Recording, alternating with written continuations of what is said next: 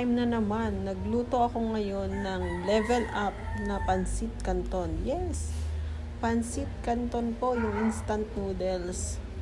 Yan, nag-prepare na ako ng bawang, sibuyas, tapos carrots, tapos eto, 2 pack na any pansit canton pwede nyo pong gamitin.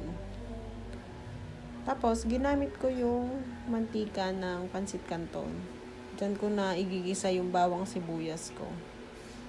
Yan, yung isa lang yung ginamit ko. Tapos, nung mainit na, nilagay ko na yung sibuyas, tsaka bawang. Yan, gisa-gisa lang hanggang sa maluto yung sibuyas.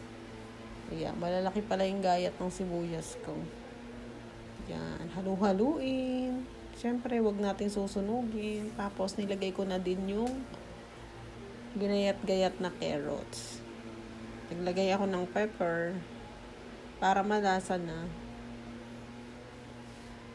Then, inilagay ko yung pinaka seasoning ng isang noodles para maging malasa yung carrots. Tapos, naglagay ako ng 1 cup na water.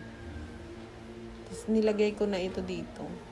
Tamang-tama lang yung 1 cup na tubig para maluto yung 2 pansit canton na noodles. Ginanon ko lang, binabasa-basa ko siya kasi konti lang talaga yung tubig para eksakto na ma-drain yung tubig, maluluto na din yung noodles. Yan. Tapos nung paluto na, nilagay ko na yung natitirang seasoning. Nalagyan ko rin ng spring onion. Nakakita pa ako ng spring onion dito. Tapos nagpakulo din ako ng itlog. Naglaga ako. Then ginayat ko yung 2 nilagang itlog. Kasi 2 kaming kakain yan eh. Ayan na, ready na. Ang ating merienda. Ang sarap, di ba? Yummy. Ibang-iba talaga yung lasa nito. Parang ito yung mga stir-fry Hong Kong noodles. Yeah, kaya i-try nyo tong ganito na version. Pwede rin yan na may mga repolyo ganon.